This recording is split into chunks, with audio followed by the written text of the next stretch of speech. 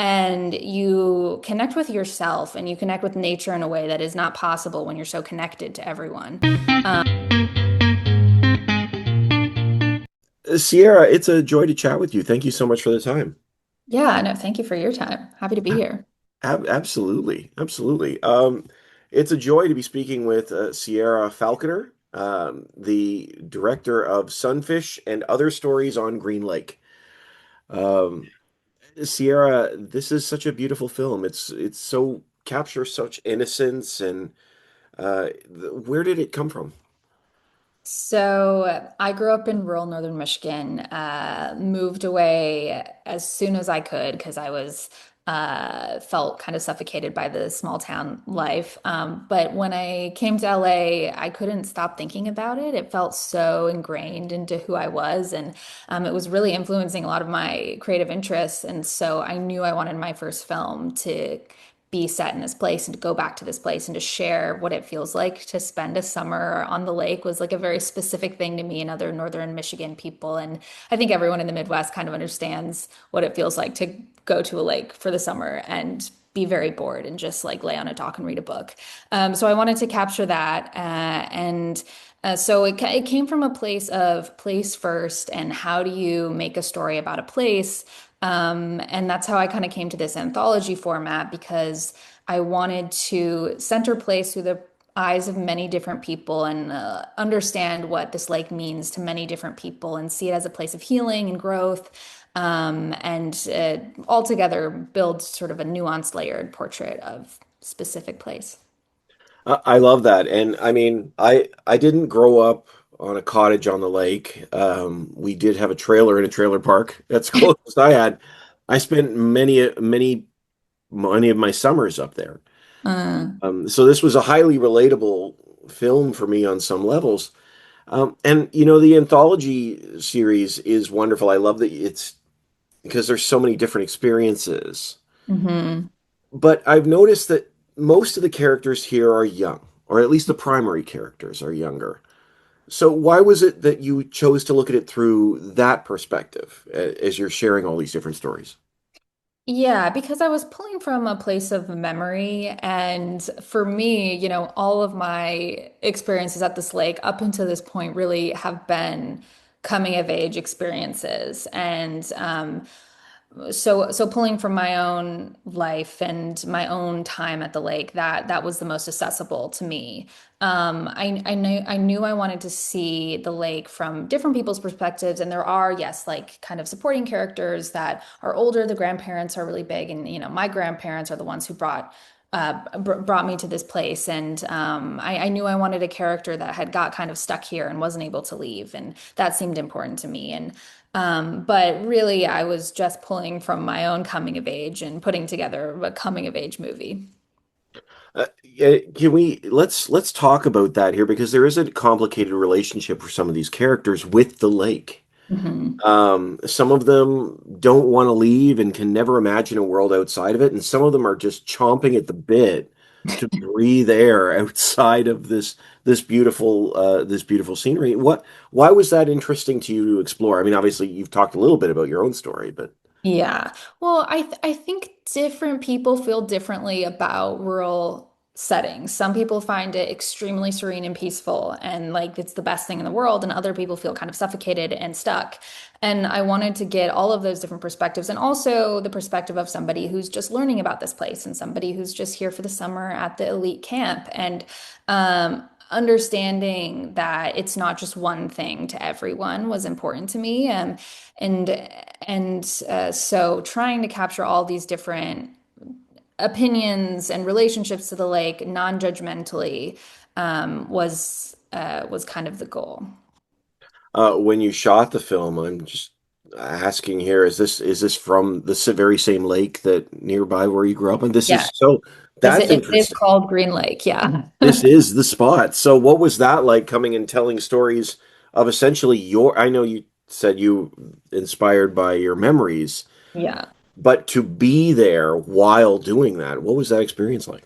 It was really strange. I mean, it was amazing, but it was also just the kind of colliding of two worlds because I brought all of my team with me, people that I had met in film school from LA who, had never been to Michigan before, all came with me to stay in my grandparents' cottage where we were shooting the film. We were also all living there.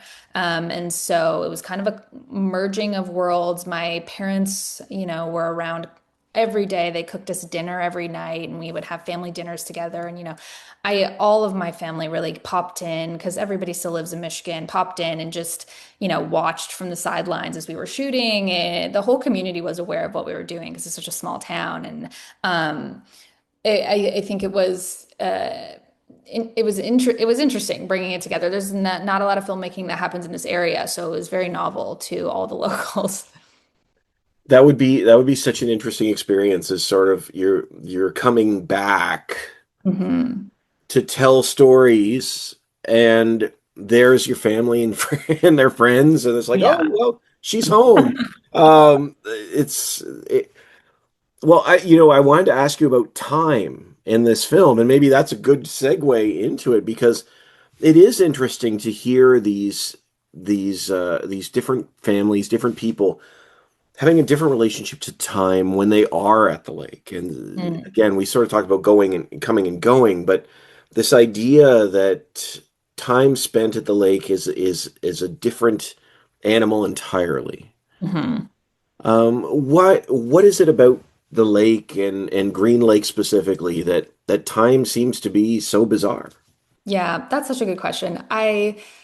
I remember going to the lake as a kid, and there was no cell service and no Wi-Fi. And so we would show up and be completely disconnected from our friends at home, completely disconnected from the world. And you just kind of enter this bubble that feels like it also never changes. My grandma outfitted, bought some furniture when they opened the cottage and never replaced it.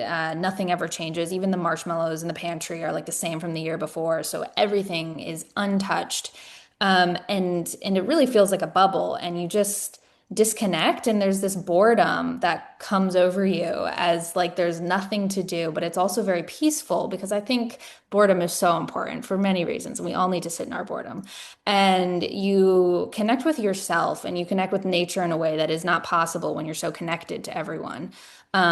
And that was important for me to capture, which is why we started with a character who is coming into the lake, and then we get to understand the pace with her, and then we move through the stories after understanding what the pace is of the lake. But I intentionally removed any markers of time from the film. Like there's no technology, because I wanted it to feel like this kind of stuck in time place. And I think of it almost like a snow globe. And that's kind of what the shot at the end is supposed to feel like we're coming up and we're looking down at this snow globe of a lake that is stuck in time. And we get to come in just for a little bit and then we have to leave and we just see it as this untouched bubble. And that's the way that I remember this place in my head, and it still feels like that when I go back and visit now more infrequently. But yeah, time is strange on Green Lake. Well, it's interesting because um, growing up spending my summers at a trailer park, like we would talk about the Fairhavens bubble, and Hmm. there now I'm older than you are, I'm sure, because we didn't have our cell phones and internet at the time. My internet didn't exist, but it was still like this place you couldn't get cable. Like Hmm. there was something you were forced to find something new, not just to do, but Hmm. about yourself Yes. in that space. It's fascinating. Exactly, which is why I think the lake is such a place of healing for all of these characters because they're kind of forced to confront themselves in a way that boredom makes you confront yourself, that other places that you especially can't find in, city centers. But yeah, exactly. Yeah, yeah, and it's interesting how you've juxtaposed them because of course you've got the entrance in and the sort of following with time and Mhm. music camp, then the fish hunt, which goes horribly wrong or horribly right, depending on how you do. And then this final one of leaving the area. Mhm. It's this feels like a complete arc. Yeah. Yes, which was really a goal. I wanted to. it's an anthology film, of course, but I wanted it to feel like a single film about a location seen through different characters. And so the way I was plotting the film, even as we were moving through separate stories, was to mimic a traditional three-act structure. So the way that each story was placed, it's doing something for the film that, if we take that out, we lose something from the whole. And so where the stories were placed was very important. And, we weren't able to move that in post. Like it had to work as it was written. Uh, for absolutely. I wanted to ask you too about this word expectation. Mm. Because I feel like several of these stories have to do with, I don't know if negative expectations are the word, but like, I don't think negative is the right word when I say that. But for example, you've got this young man who's being expectations put on him. And then the next story is this young woman, young mother, who sort of has this expectation of what her life should have been. Mm. And and I thought these were interesting to hold up against one another. Someone is saying this is what your life should be, and someone saying this is what I wish my life was. Mhm. And I wondered in your mind, and maybe you can speak to this, maybe you can't. If you can't, that's okay. But how the lake plays into a situation like this, because again, we're in this bubble, but there Mm. is that we talked a little bit about that push and pull with the outside world of you need to do X, Y, and Z, but in that time it sort of disappears. Yeah, that's so interesting. That's such an interesting reading. I honestly, I think expectation in a lot of ways is the root of discontent because your expectations will almost never be met, at least as you imagine or hope they will be.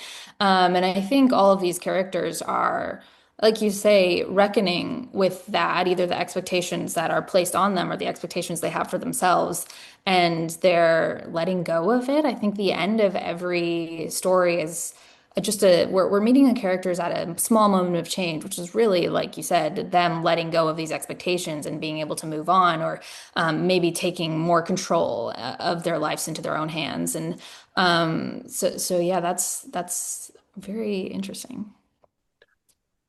Well, I thank appreciate that. I also feel the need to ask, did you ever steal a harpoon? Uh, was this a confession moment for you? Was that I did not steal a harpoon. No, I actually, yes, had to purchase that harpoon for this film. I joke about that obviously, but it was such an interesting object for a Yeah. subject of the film was this harpoon and I understand we're on a I lake, know. Yeah, but I and was it's like, technically oh, not a harpoon, it's technically an underwater spear gun. So we're using it completely incorrectly. And I just harpoon sounds cooler, so I didn't want to say underwater spear gun. So, but yeah, that's funny. right, I understand. I understand. Honestly, Sierra, it's such a peaceful film, and I mean that in the best of ways. Like there's certainly conflict and tension along the way, but there's just something about it that's got a calming spirit about it, even in the Mm. midst of these, well, not to put too fine a point on it, troubled waters. Mhm. But what do you hope people take away from their time at Green Lake? Well, Sunfish and other stories on Green Lake. Yeah,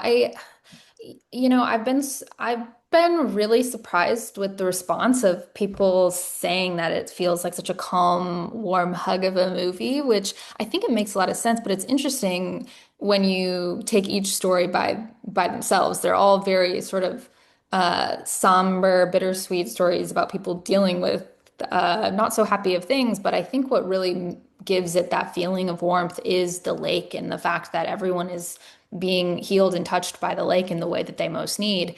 And that's what really comes through. And so I hope people feel that. And I hope it also reminds them of their own home and makes people reflect on kind of moments of coming of age and what home means to them and how it shaped them. And no matter where people are from, obviously, there's not a lot of people from Green Lake, but yeah. Well, you know what? I think you said it right there too when you talk about people mentioning that aspect of the film is that all of these characters, I think you're right.